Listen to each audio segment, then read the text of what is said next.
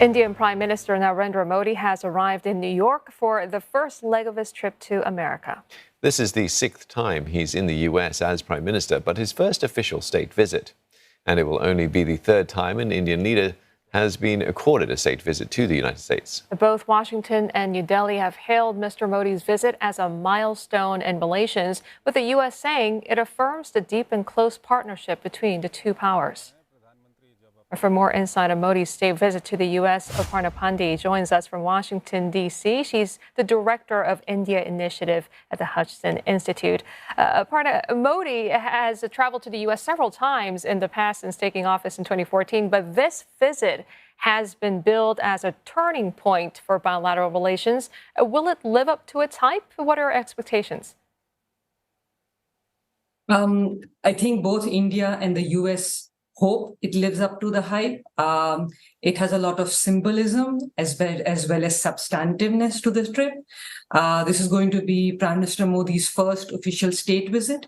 He's also going to address the US Congress for the 2nd time as Prime Minister, which is big. And there are a number of deals that the two sides plan to sign in the defense realm, technology, as well as economic. And finally, the people-to-people relationship too.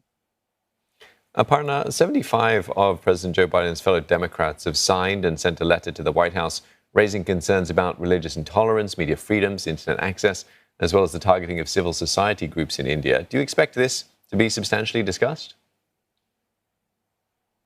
I believe it will be discussed, but I believe it will be discussed between the president and prime minister, most likely behind doors. When the US has a strong partnership with the country, they prefer to discuss the slightly prickly issues in private rather than calling the country out in public. But of course, expectations are quite high that significant announcements will be made for deeper cooperation in the defense industry, also in high technology. Just how critical is India as a partner for the U.S., and how can Mr. Modi use this to his country's advantage?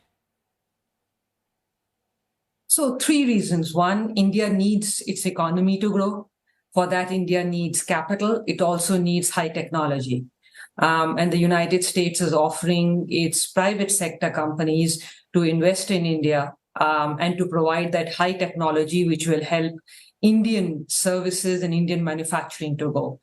Secondly, India has always craved high technology, and at a time when the US is trying to deny that to China, to provide that to India sends a message that India is important, and that US values India as a bigger partner. Finally, Mr. Modi goes into elections next year, and to be able to say that the United States has not only sort of spread out a red carpet welcome for the prime minister, but is willing to invest in the country and calls the country the most defining or the most important partnership will matter to Mr. Modi next year as well. Well, something else that will matter, and you mentioned it earlier, Mr. Modi's address to Congress. Tell us a bit more about the significance of that and what topics might he cover in his speech? So this is the 5th time an Indian Prime Minister will speak. Mr. Modi spoke in 2016. So this will be his 2nd address to joint address of the Congress. The only time an Indian Prime Minister or an Indian leader has been accorded such an honor. I'm sure he will discuss sort of first of all the people-to-people partnership, because that is the core of the India-US relationship. And for Mr. Modi, the diaspora and the community matter a lot in any country, especially in the US.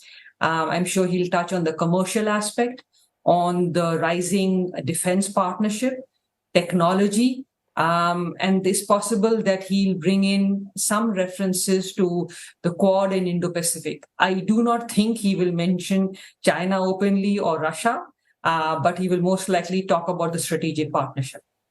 Yes, but they will be watching closely, won't they? How do you think China and Russia will be viewing this visit? And would India's balancing act get tougher from here?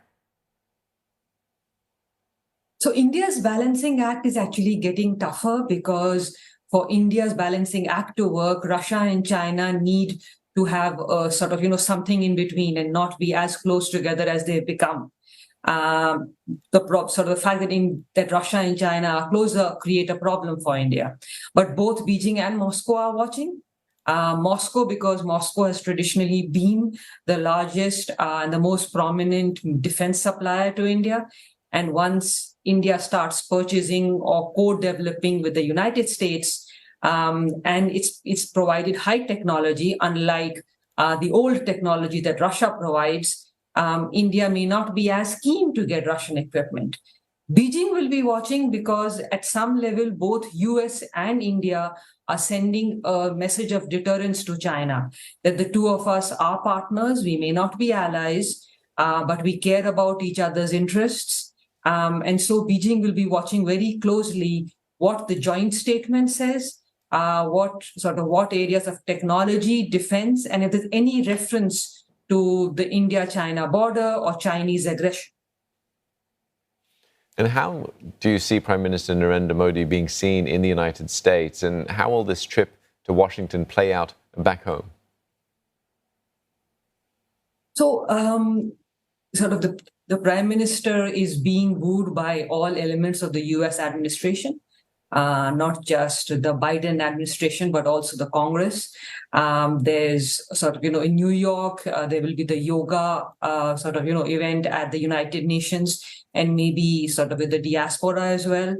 The US government, the CEOs and the commercial sector, and then the Indian diaspora are really excited and enthusiastic and welcoming Prime Minister Modi. There are people who will be protesting, and there are people who have sent letters over India's democratic backsliding, but that will not form the large part. For Mr. Modi, it's important. He goes into elections next year for his party to be able to say that the world's sole superpower as of now supports India, and that superpower is willing to invest in India and provide India technology that the US does not provide to even its closest partners and allies. Will send a message that he has managed to raise India's image in the world. And that matters to Indians. And that will give him some support and some backing as he goes into elections. We must remember, this is the third. He'll meet President Biden 3 times this year. They met at Hiroshima for G7 and the Quad. He'll meet President Biden on Thursday. And later this year in September, when India hosts the G20, President Biden will most likely come to Delhi. So it will be 3 times that he's meeting the American president, and they have a very good relationship that will matter and that will make a difference to Mr. Modi and the BJP next year in the elections.